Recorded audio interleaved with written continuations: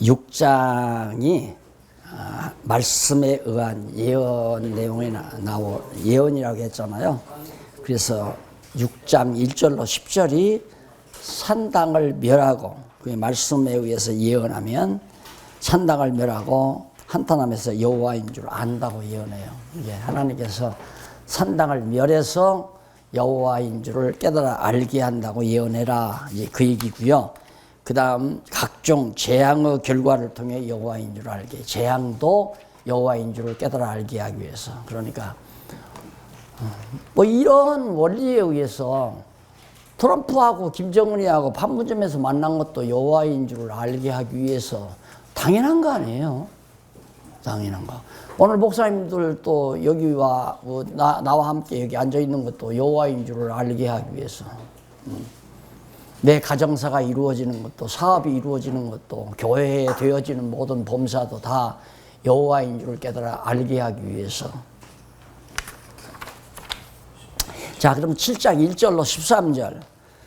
정한 재앙을 내려 여호와의 채찍임을 알린다고. 이미 정해져 있어요. 하나님께서 다 작정해 놓으시고 작정대로 모세를 통해서 언약하시고 재앙 준다고, 여호수아를 통해서 언약하시고, 그 다음 게르트게 에스겔, 그 다음 레미야, 이사야 예언에게 예언하게 하시고, 그리고 에스겔의 예언을 통해서 이게 하여튼 성경 전체를 바닥 깔고 지엽적인 내용을 보아야 풍성하고 완벽하지, 그렇지 않으면 절대 안 되는 거란 말입니다. 그래서 정한 재앙을 내려서 여호와의 채찍임을, 재앙이 내렸어요. 예루살렘에 재앙이 내려요. 기근이 있고 질병이 있고 가난이 있고 포위가 돼서 불로 멸망을 당하고 이런 재앙들을 내려가지고 어떻게 여호와인 줄을 깨달아 알게, 6.25 동란 여호와인 줄을 깨달아 알게 하기 위해서, 외정치하 여호와인 줄을 깨달아 알게 하기 위해서. 그런데 우리는 어떻게 6.25 일어나면 안 됩니다, 외정치하에 들어가면 안 됩니다, 그건 우리 생각이죠. 김정은이가 여기 핵폭탄 던지지 말라는 법이 있어요? 하나님이 던지게 하면 던지는 거죠. 하나님이 안 던지게 하니까 안 던지는 거.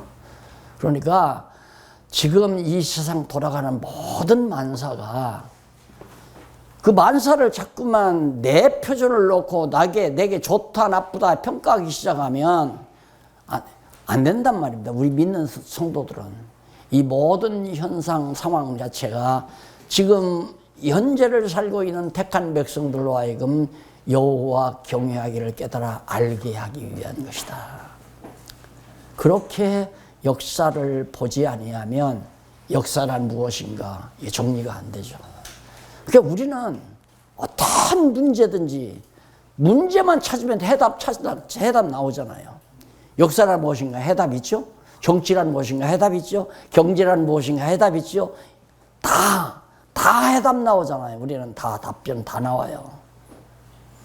그래서 성경은 진리의 보고다. 지금 정말 대단한 거. 이 갈등 다 없어져 버리고, 갈등을 다 없어.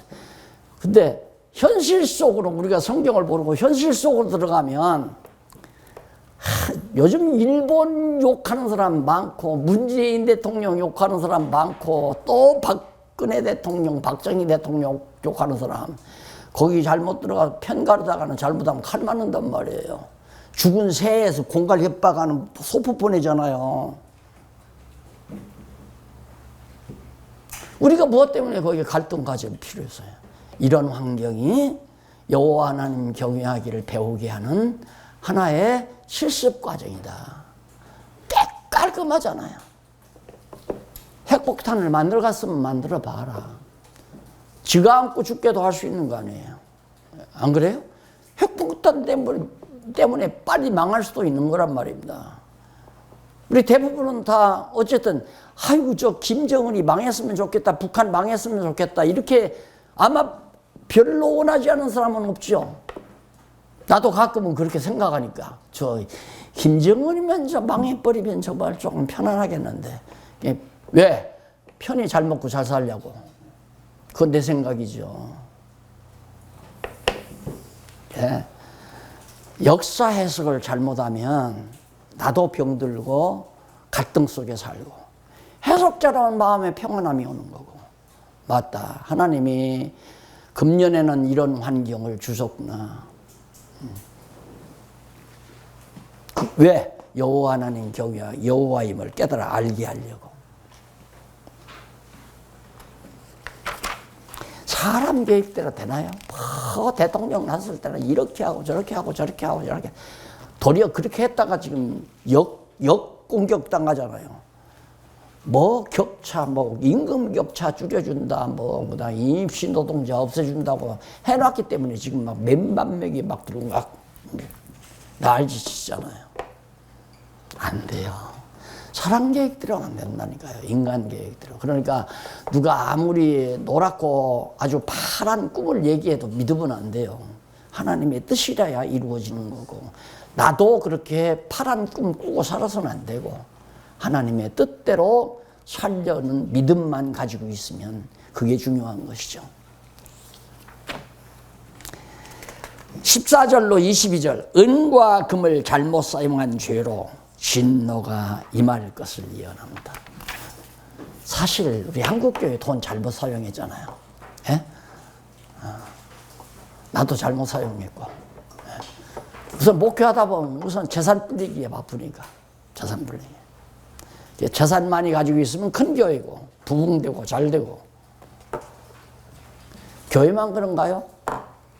나라도 그렇고 백성들도 그렇고 모두가 다 돈 좀 있으니까 다 빗나가잖아요.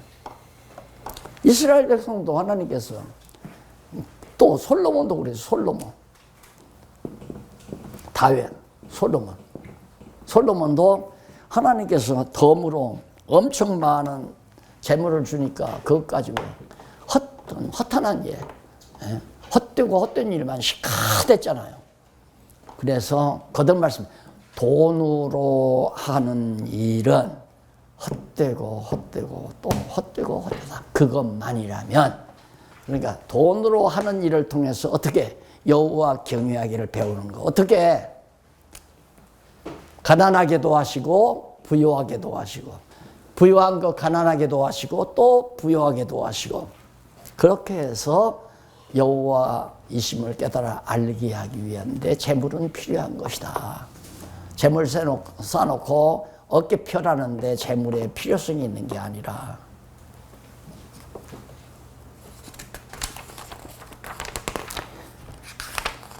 그 다음 7장 23절로 27절 보면 강포한 성읍이 패망하고 지도층이 무능할 것을 예언합니다.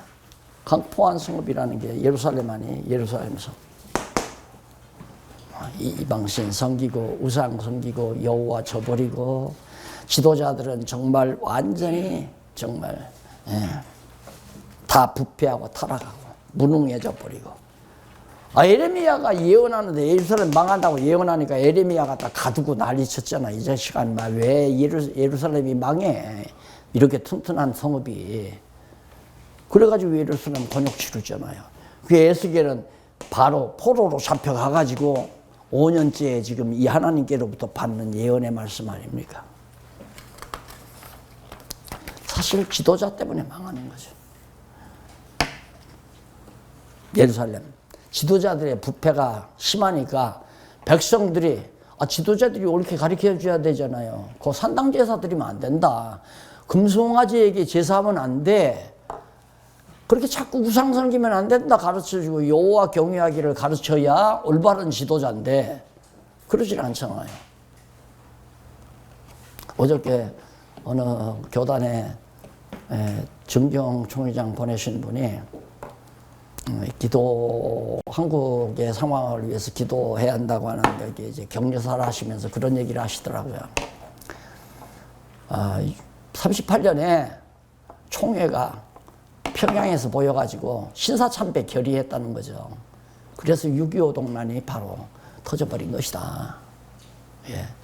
오늘 우리 정말 나라가 이렇게 된 것도 교회 자체가 우리 지도자들이 또 기독교회가 먼저 자복하고 정말 올바로 서야 된다고 하는 그런 얘기를 하실 때 물론 이제 우리가 해야 된다는 말에는 공감을 할 수가 없지만 하나님이 그렇게 만들어 가요. 그래서 오늘 한국교회사 150년 채 안 됐죠.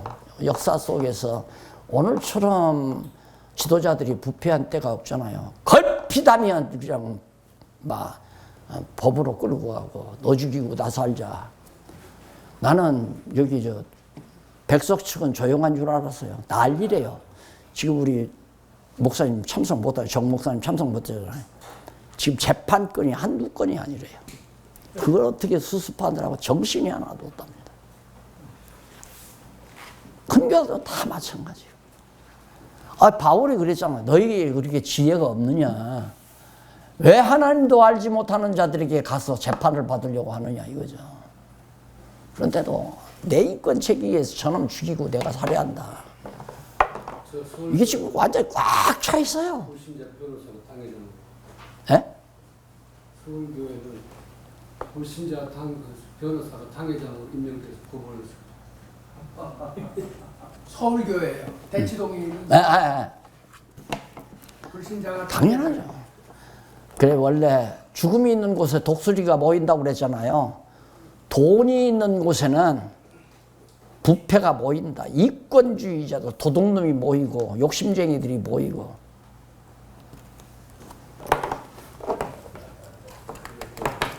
예, 한국교회도 빨리 지도자들이 정말 에스겔에게 하나님 말씀만 전하라는 것처럼 하나님의 말씀만 전하기만 하면 문제는 다 해결되지만 뭐 하나님 말씀을 모르는데 어떻게 하나님 말씀 전하겠어요? 설교는 할 수 있지만 강론은 할 수가 없는데 어떻게 강론을 하겠어요? 나는 인간 생각은 불가능하다고 생각해요. 한국교회를 개혁한다는 건 불가능하다고 생각해요. 그러나 하나님이 하시면 한다. 그건 믿죠.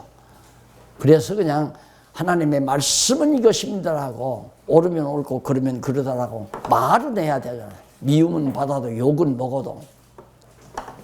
신문사 편집국장한테 전화가 왔더래요. 지방 신학대학 교수님한테서.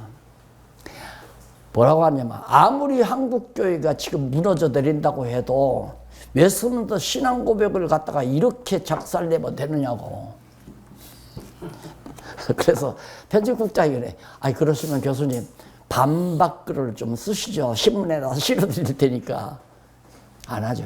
나 했으면 좋겠어요. 막 신문에 막 반박하는 글이 올라와가지고 또 답변하고.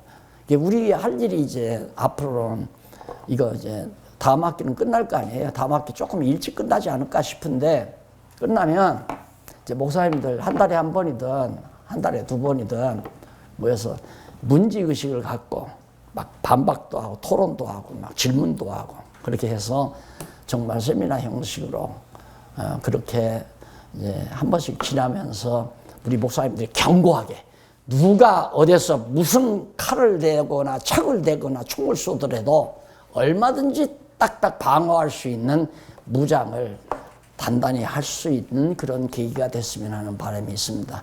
물론 저도 시간 나는 대로 참석을 해드릴게요. 목사님들이 이렇게 모여가지고 의문 나는 거. 오늘도 금방 지금 목사님 나 끝나니까 질문을 가지고 오셨더라고요. 그렇게 이제 강의 듣고 다 하지 말고 고민 많이 하셔야 돼요. 진짜 고민을. 전 몇십 년 했잖아요. 그러니까 이렇게 하나님께서 우리를 이 캔버스 안에 넣고 여호와 경외하기를 가르친다. 전도서를 보면서부터 그게 이제 실마리가 풀리기 시작하더라고요. 여호와 경외하기를 배우는 것이 아니라면 만사가 다 헛것이로구나. 헛되고 또 헛되고 헛된 거로구나. 그런데 요즘에 제가 대통령들이 어디 외국 갈 때 가지고 가는 가방에다 넣고 가는 책이 있대요. 그 책이 있다고 그러면서 그게 눈앞에 보이기에 그걸 한번 요즘 가끔 읽는데 로마 황제 넷째 황제가 학자였고 철학자 아마 소크라테스 제자라든가 하여튼 그런 제자였대요. 그런 제자가 글을 쓴 건데 전도서 전반부 내용이에요. 전도서 전반부 내용. 그럼 대안은 없어요. 그냥 당연히 그냥 신이라고는 얘기했다. 그때는 기독교가 없었으니까 신이라고 언급을 하는데 전도서 솔로몬이 고민하는 그런 고민 내용을 쭉 담아서 그래서 미국 대통령 누굽니까? 카터 말고 전 대통령 오바마, 그 전 대통령 부시, 클린턴. 클린턴이 그 책을 평가를 했는데 성경만은 못하지만 참 좋은 책이라고 그렇게 평가를 했더라고요. 이게 성경만은 못하지만 무엇이 성경만은 못한가는 모르지만 내가 볼 때는 그냥 솔로몬이 쓴 전도서 전반부나 같은 거예요. 다 헛되고 다 헛되고 명예도 헛되고 이름도 헛되고 권력도 헛되고 다 헛되다는 거예요. 왜? 죽으면 끝나니까. 솔로몬도 그거 아니에요? 일상에 이런 화대자 다 필요 없다. 죽으면 끝나니까. 그러니까 예를 들어서 내가 별장을 하나 엄청 한 4, 50억 들여서 잘 지어놨어요. 지었는데 내 나이가 80이 다 됐어. 밤마다 뭐라고? 이걸 어떡하나. 이 아까워서 이걸 어떡하나. 죽을 때 눈 못 감고 안 돼, 안 된다. 나 더 살아야 된다. 이럴 거 아니에요. 아까워가지고. 그런데 세팡 살다가 죽을 때는 아야 빨리 죽었으면 좋겠다. 안 그래요?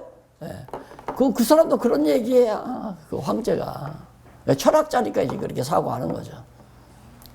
권력 잡은 사람들이 가끔 이제 그런 책을 보면서 뇌를 세척하는 것 같은데 세척이 안 돼요. 그거 갖고는. 그럼 헛되고 뭐 아무것도 하지 말라는 얘기 아니에요. 할 필요 없다. 그러니까 결국은 그냥 정직하게 살아라. 명예 탐하지 말고 돈 탐하지 말고 그거죠. 윤리적으로 건전하게 살아라. 예루살렘 멸망의 원인을 이제 짚어드리는데 다 아시는 대로 첫 번째 우상죄로 망합니다. 우상죄. 이스라엘이 정말 전해준 여로보암의 길이 남쪽 유다에 아주 결정타를 입혔거든요. 그래서 베델과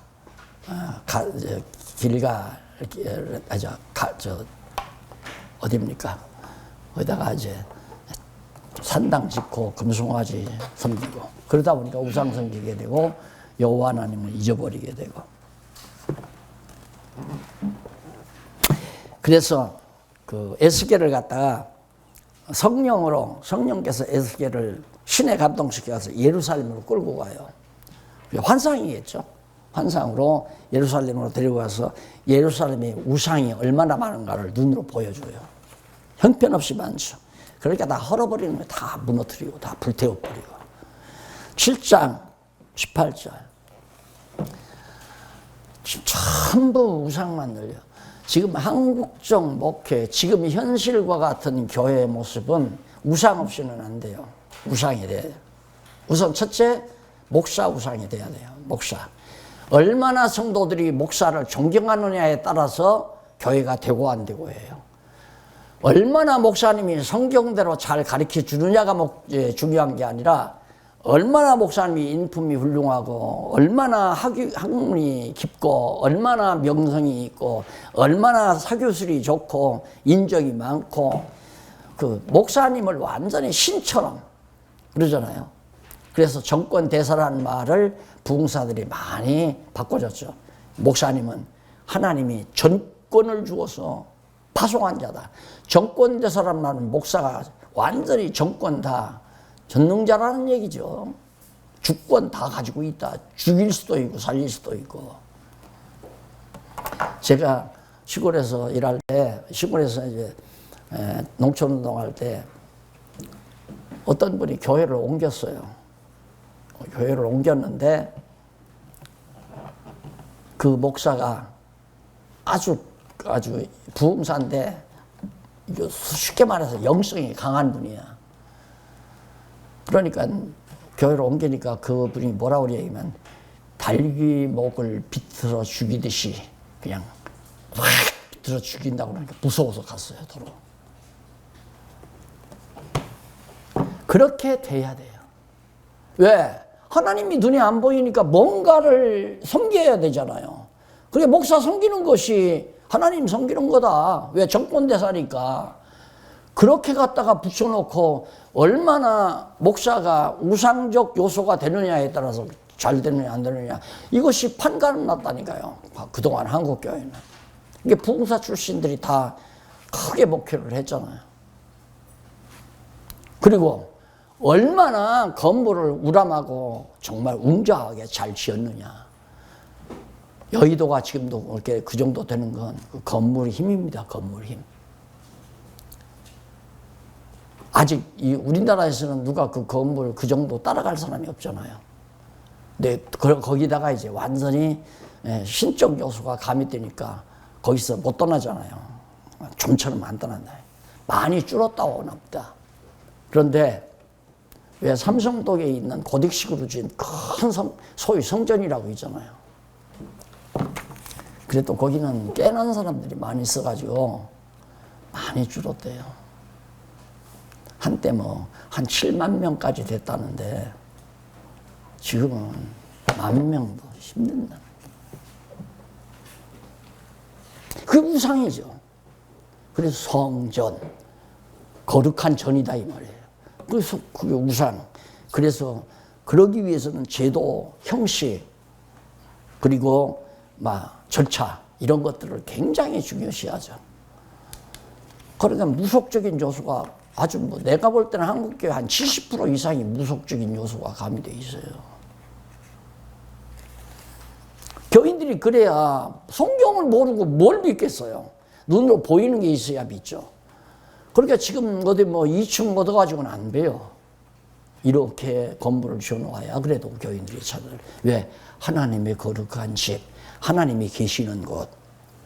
그래서 이 강대상에 여기다가 제일 높은 의자 놓잖아요. 거기는 목사님이 안 앉죠.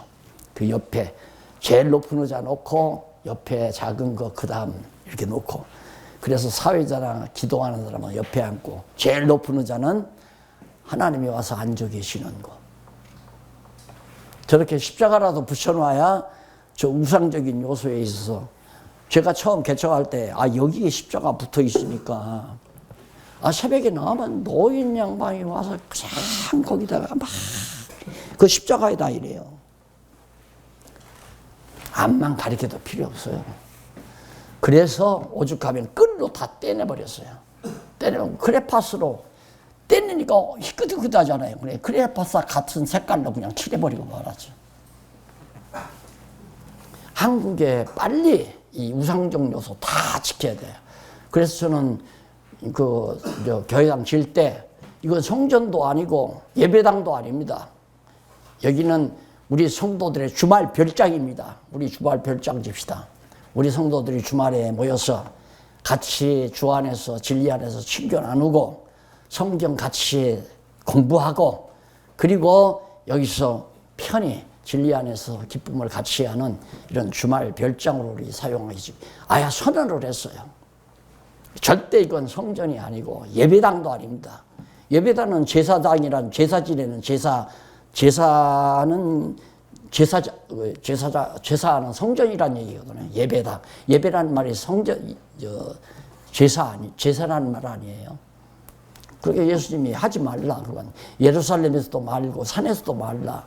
그 말은 베델에서도 말고 예루살렘에서도 말라 그 말이에요. 예루살렘에서도 말고 산당에서도 하지 말라.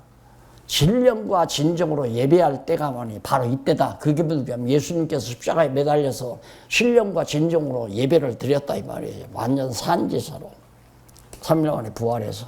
그러니까 우리는 그리스도의 지체로서 산제사 영적 예배를 드릴 망정 어떤 형식적인 그런 예배를 드린다는 것은 전부 우상적 요소가 다분하게 들어간다 이 말입니다. 목소리부터도 뭘 다르잖아요. 천주교는 막 노골적으로 성부와 성자와 이런 식으로 그 다 하나의 형식이고 영혼들을 낚아채는 하나의 함정이라고 볼 수밖에 없는 거죠. 그래서 장로와 여인과 대제사장들을 가증한 일, 장로, 여인들, 대제사장들, 교회 지도자들이죠. 가증한 일. 왜? 우상 섬기려면 우상 섬기는 앞에서는 온갖 추태를 다 부리잖아요. 남색하는 사람도 그 우상 숭배자들에게서 나와요. 남색까지도. 그러니까 막 요즘 이제 광란이라고 있죠. 그 옛날 이방 민족들 우상 섬기는 제사, 우상 제사 하는 데는 앞에서 축제가 벌어져요. 축제가 벌어지면 그 안에서 옷도 벗겨지고 뭐 별아별 나체해가지고 인간들의 감정을 막 최고로 극대화하도록 분위기를 잡아가는 거죠. 그렇게 해서 그런 온갖 가증한 일들을 행하니까 하나님께서 싹 쓸어버리겠다 이 말이에요. 그 다음 예루살렘의 멸망 예언이 9장에서 10장까지 나옵니다. 당연히 멸망할 수밖에 없죠. 관할하는 자들을 명하여 성읍을 진멸하실 것을 1절로 11절까지 누가 바벨론 관할하는 자들을 명해서 성읍을 다 진멸하겠다. 그 다음 10장 1절로 8절 가는 배옷 입은 사람이 불을 받는 이상을 보고 증언합니다. 가는 배옷 입는 게 이제 하나님의 사자래요. 그가 이제 불을 받아요. 왜? 예루살렘 성 불태우려고. 그러니까 이 땅에서 일어나는 모든 일들이 하나님의 명령 없이 안 돼요. 그러니까 핵무기가 터져버리면 왜 불받아 되는데, 예? 안 그래요? 그 지 맘대로 하겠느냐 이거예요. 하나님의 손에 달려있는 거죠. 지 맘대로 안 된다 이 말이에요. 그래서 원래 산에다가 돈 많은 사람이 별장을 짓고 뭐 담장을 하고 개를 먹이고 왜?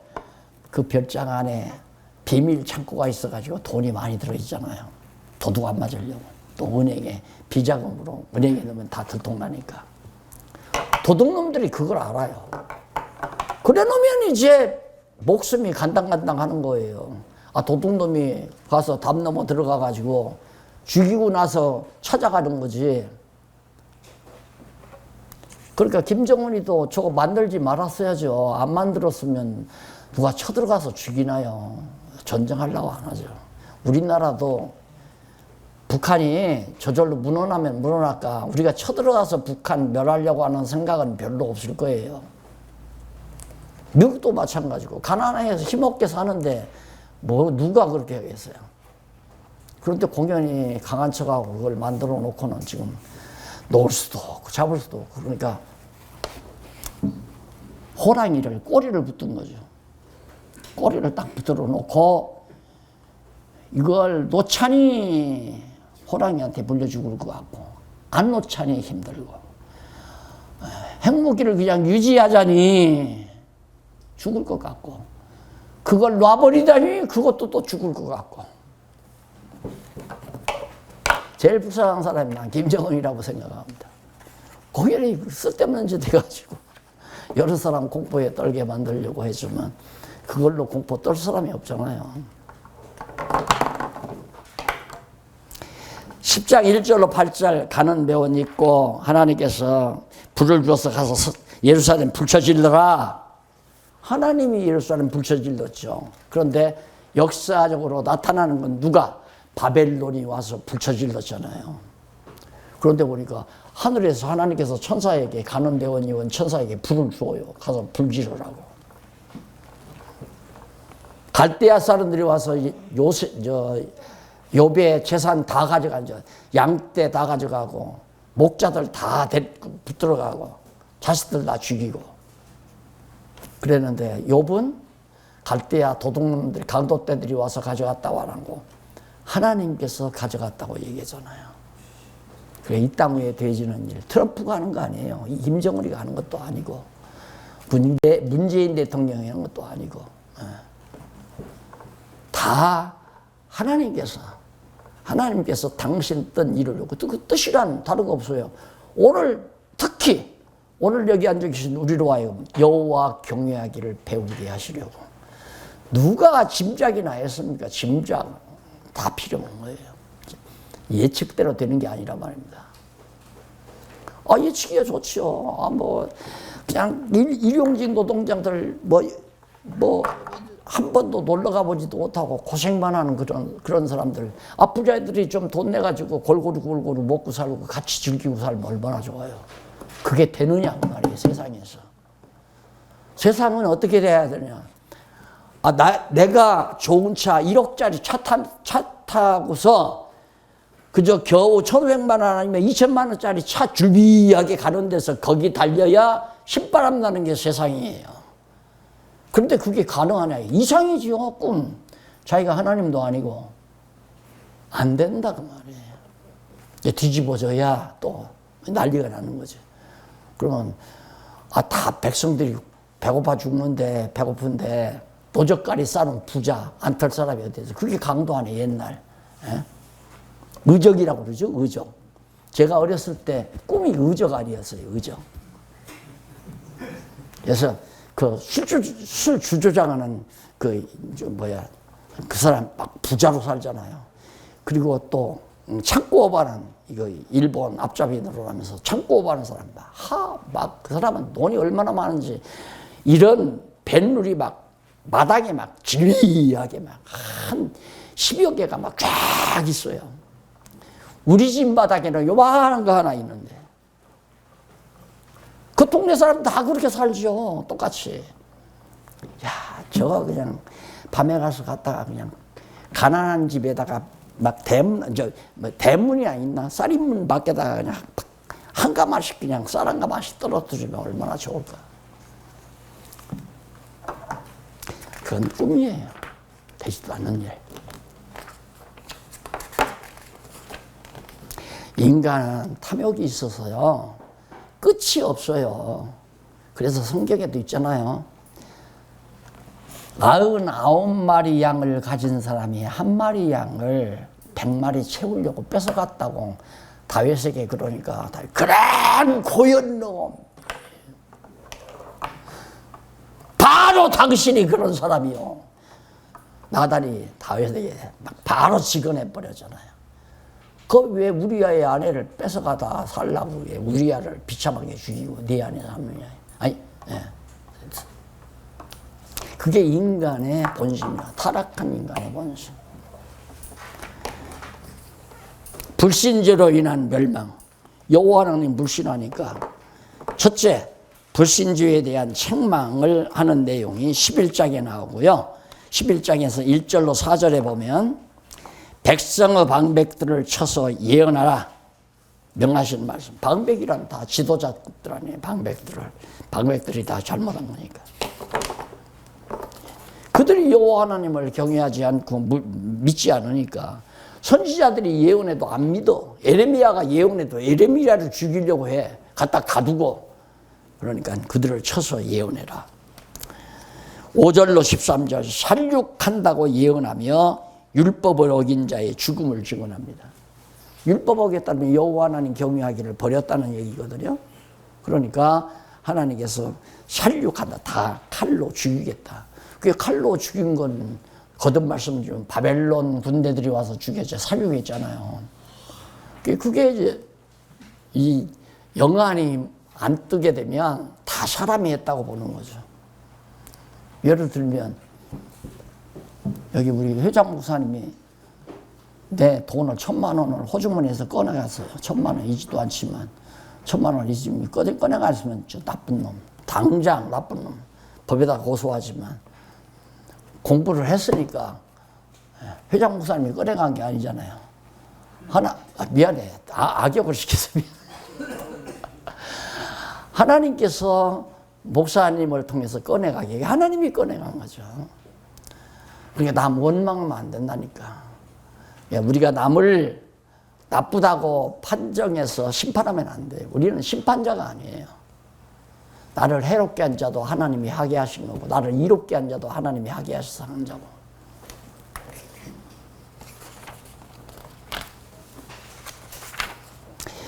11장 14절로 21절에 보면 백성은 회복시키고 우상숭배자는 보응하신다.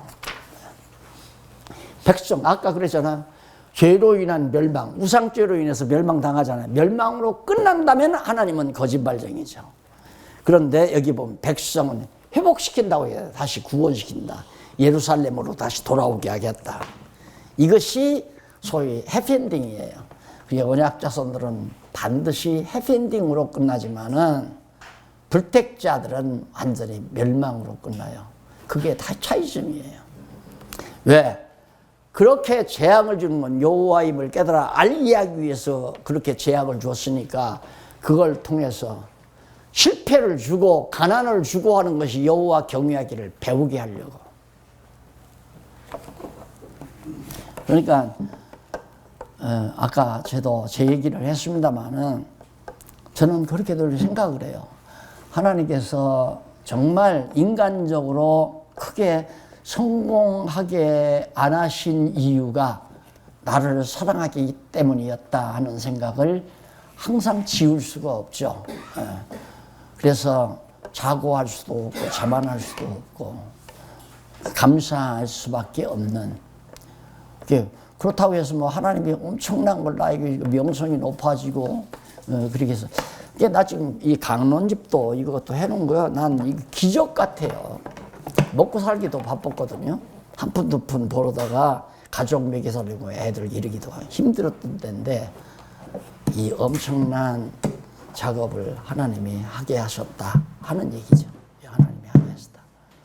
그러니까 이걸 뭐 내업적이라고 이걸 뭐 막 자랑하고자 하는 게 아니라 이 내용 자체가 너무 귀중해서 이거 없어지지 않게 보관하는 방법은 기록하는 길이다라고 해서 기록하기를 시작한 거란 말입니다. 뭐 내 이름을 내고 길이길이 내 명성을 드러내기 위해서 책을 쓴 것이 아니라. 그래도 여기다 뭐 박용기 저라고 쓴 건 이것도 참 고민이 많았어요. 박용기 저. 그러지 말고 성령의 저 그럴까. 몇 번 하다가 그러면 이런 미친놈이라고 할까 봐서 그냥 형식 따라서 그냥 박용기 저라고는 했는데 이것도 참 송구스럽죠. 하나님 앞에. 내가 진 게 아니라 하나님이 깨닫게 해서 기록하게 한 거니까 그냥 보관하는데, 전승시키는데, 전달하는데. 그래서 난 사도 바울이 만약에 감옥에 갇히고 쫓겨다니고 그랬는데 어떻게 신약 성경을 기록했나. 하나님이 그런 가운데서 기록하게 한 거예요. 감옥에 가둬놓으니까 너 감옥 안에서 에베소 교회에 가르쳐라 그러니까 글로 쓸 수밖에 없잖아요. 그게 에베소서예요. 빌립보 교회에, 또 골로새 교회에. 너 디모데야, 목회는 어떻게 해야 하냐. 가르치려니까 야, 너 입학해. 내가 가르쳐줄게. 그게 아니라 감옥 안에서 디모데에게 교회에서 어떻게 행할 것인가를 쭉 써는 게 디모데전후, 디도 빌리몬. 그게 목회학 아니에요.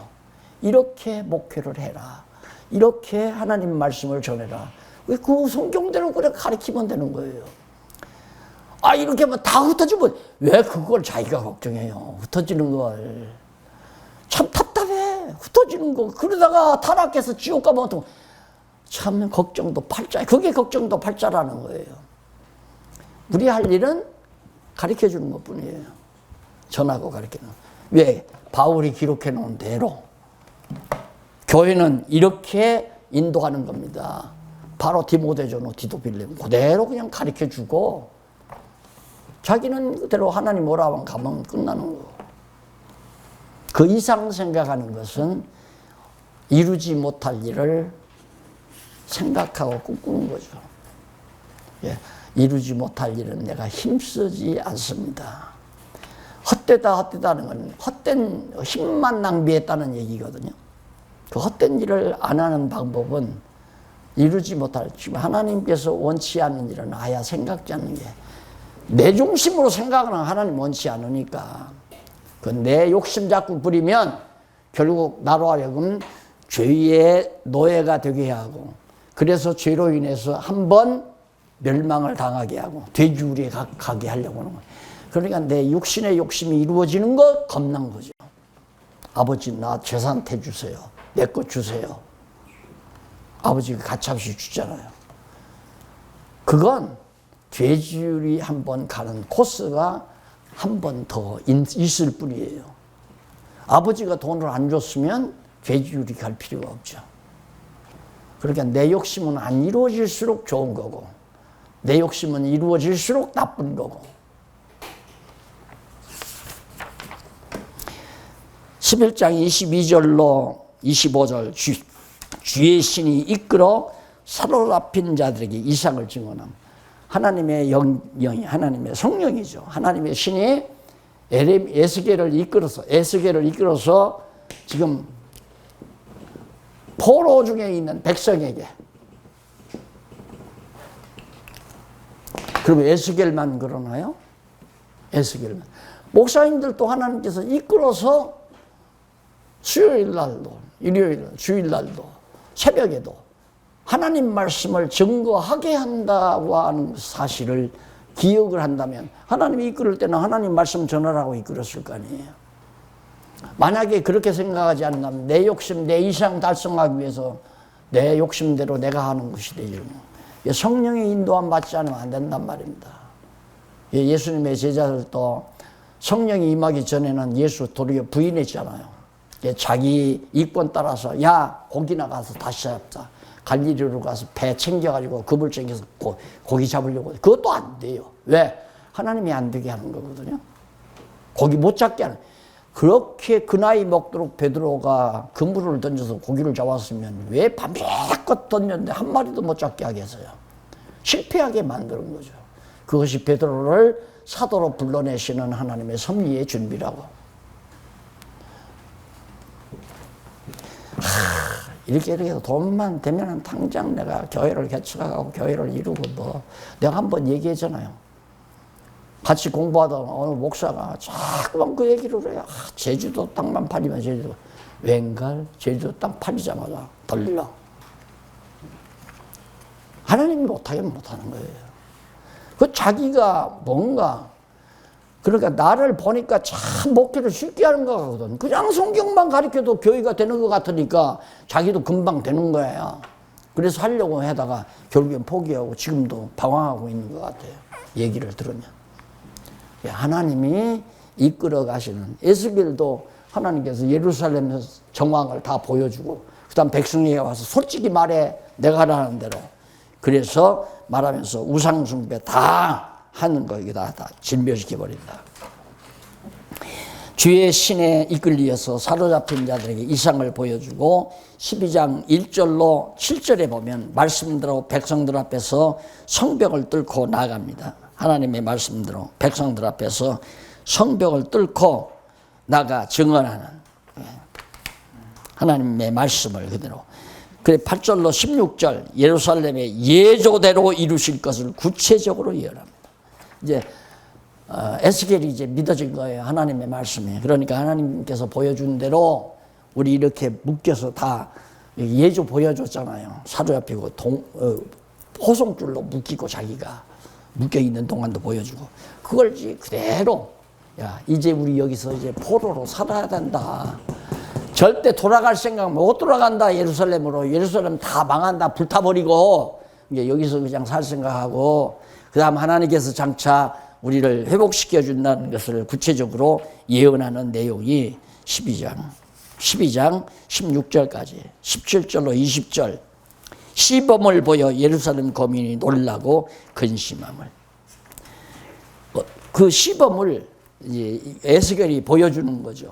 에스겔 선지자가 여호와의 말씀이 또 내게 임하여 가라사대 인자야 너는 떨면서 네 식물을 먹고 놀라고 근심하면서 네 물을 마시며 이 땅의 백성에게 말하되 주 여호와께서 예루살렘 거민과 이스라엘 땅에 대하여 이르시기를 그들이 근심하면서 그 식물을 먹으며 놀라면서 그 물을 마실 것은 이 땅 모든 거민의 강포를 인하여 땅에 가득한 것이 황무하게 완전히 하나님의 백성들의 땅이 황무한 땅이 된다. 21절로 28절 속담이나 사슬을 없애고 속담이나 사술 사사로운 술법, 마술이죠. 이런 없애고 묵시를 속히 이룬다고.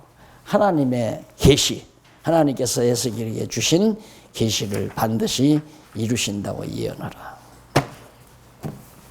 그래서 12장까지 마쳤습니다.